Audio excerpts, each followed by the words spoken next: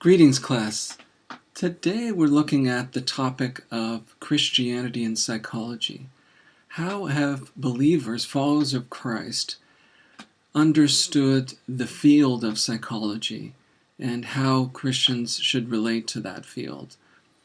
We're going to look a little bit at that topic this week, and your readings and the PowerPoint that's posted on the class will give you some more in-depth on the different views that believers, people who have thought very deeply on the topic of how faith should relate to psychology, people who have studied psychology, people who are familiar with theology, and have really sought to understand how those views should be considered by believers. And so I really encourage you to delve into each of the 5 views, to look at them, to see where you come down on those different views. What are the positives and negatives that you see? And if you had to pick one view in which to defend and take up before your classmates, what that view would be. So today what I want to do here in this video is to give a little background on how as humans we have understood the soul.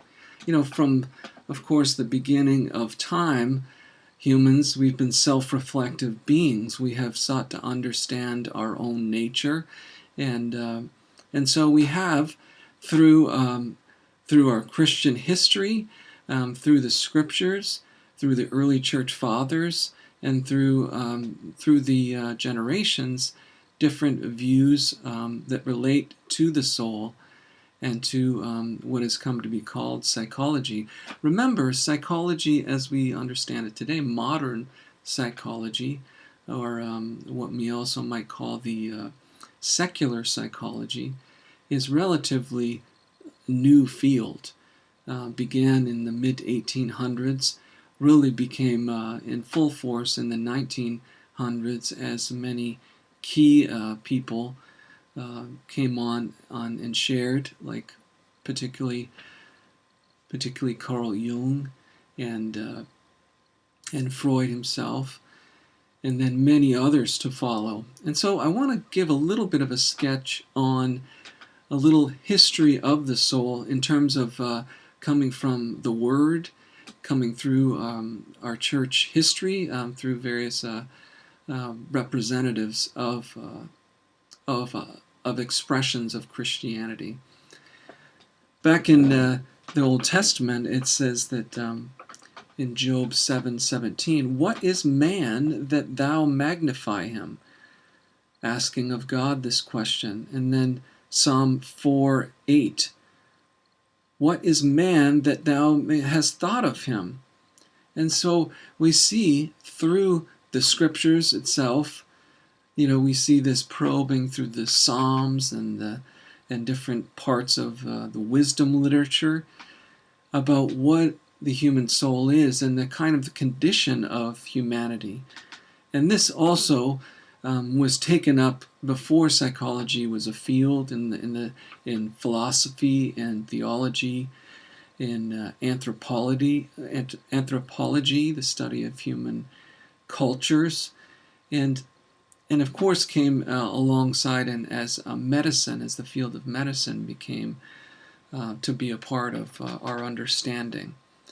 Hippocrates was one of the first to kind of look at the topic of the soul. He looked at the temperaments and how they might relate physiologically to different bodily fluids, the blood, the phlegm, black bile, yellow bile. These are some of the early ideas that were considered. And then, of course, Plato and Aristotle had important things to say about the soul, and considered it more in kind of rational terms, considering it in a philosophical sense, but also a spiritual sense as well, before psychology was really a separate field. And then through the centuries, of course, psychology as the topic of the soul has been considered by many church fathers, Tertullian, Gregory, of Nyssa considered this topic as well. The great church father Augustine wrestled with the human soul, its origins.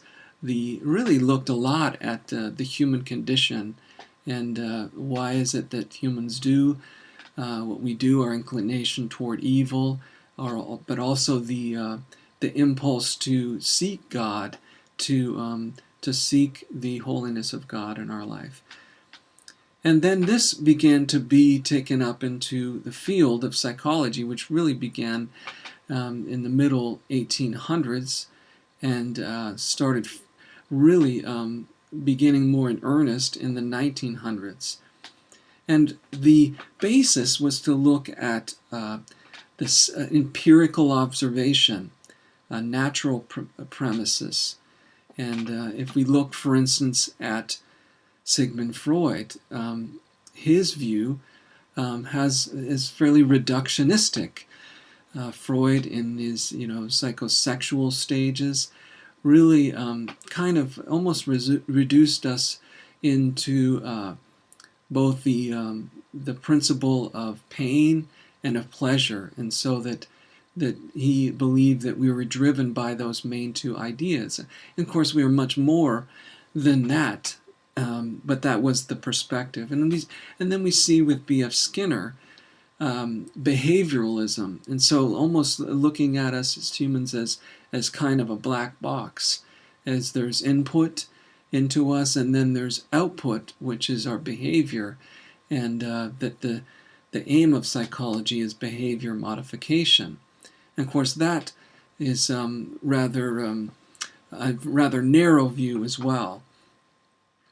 Jung, also, Carl Jung, came from Freud's tradition as well, but brought a perspective more of collectivism, that there are archetypes, symbols of the mother and the father that are brought through collectively, transmitted through human culture, and how that affects us. Each of these things have something important to say, but also tended to have more of sometimes a negative view towards religion, particularly Sigmund Freud. Then there was a feeling within Christendom, within within the church, a sense that God really had been left out of the study of psychology. In fact, it came to be people in psychology looked at the church as in some ways producing maladjustment, and some of those criticisms were valid in terms of judgmentalism, excessive kind of making the human to be condemned and tied into really no sense of grace and God's working of grace in our lives. And so there was a kind of an anti-religious, anti-Christian orientation, particularly in psychology, which really brought right into the 21st century. And we've only seen really in the last about 20 or 30 years an openness to spirit, a recognition that it's impossible to separate spirit from psychology, and what the spiritual worldview, the impact it has on that. So there has been created some openness towards faith. There was also study that happened in the area of the psychology of religion. Early in the 20th century, William James really began to look at people's lives, their experience, their actual experience of God, their experience of the divine, and what that, taking that on its own terms. And what he argued was that religious experience, the experience of God, is actually a strong evidence towards his existence, and he made that to be a very important idea. And then coming through, beginning in the 60s, there was still this kind of uneasy coexistence of theology and of psychology. And this is when writings from, for instance, J. Adams came out in the 70s, where his work on competent to counsel, he was very much concerned about the impact, the influence of psychology within the church. And he sought to really stand against that and argued for a biblical counseling worldview. There was kind of a backlash against psychology, a sense of that all of psychology was bad, was harmful to the believer, to the church, and certainly some of it was rightly based in some of the anti-Christian and anti-religious aspects. For instance, one of the largest arguments against psychology is the kind of extremely individualistic, even self-orientation. And so there's, in psychology, and especially therapies that we're developing, a kind of an elevation of the self over and against recognition of God's work in our lives, of the work of God in creating us, first of all, and our connection with other humans. The teachings of Christianity are very much in favor of taking a humble view towards others. And so there was certainly some relevant criticisms of psychology. And there was even a development of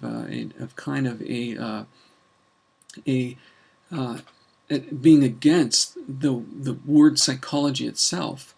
The word, of course, means psyche, is psyche in Greek, which means the soul. It's thought of as the spirit, the soul, that kind of immaterial aspect of ourselves. And then there was a kind of a shift that was happening. This is back beginning in the late 70s into the 80s. Some Christian psychologists strong in their faith, studied in psychology, began to see how the good of psychology could be integrated with faith. So how we could take some tools of psychology that would be useful to us as Christians are counseled and advised. The idea that there is much truth outside of God's Word that is true of us as humans, the development of medicine, physiology, all these different advancements in biology, that there is truth there, and that should be acknowledged as the truth, the larger truth of God's creation, and how those truths were to be understood, and to take them in, to be able to apply them into our faith, and being able to lay aside some of the anti-Christian and the views that would be opposed to our Christian faith. So that's a little bit of a sketch of kind of the history of the soul. And it takes us into these authors that we'll be looking at and the 5 different views. So I encourage you again to delve into them a little bit. And I want to give a little bit of direction now that's not talked about as much in the slides about how the faith, Christianity, and psychology has been viewed, and the differences of those views, how those differences arise. And it's important for us to consider the setting, the location from which they come. And so, first of all, there's different things that the 5 views value. Some value empirical research, especially those who are coming from more academic settings. Some value philosophy or spirituality, or draw more upon Scripture in the settings to which they are being applied. And there is a kind of a balance that's going on in terms of grace. So there is the common grace that we get through general revelation, God's common grace in creation. We see that there's truth of God in what exists in the world.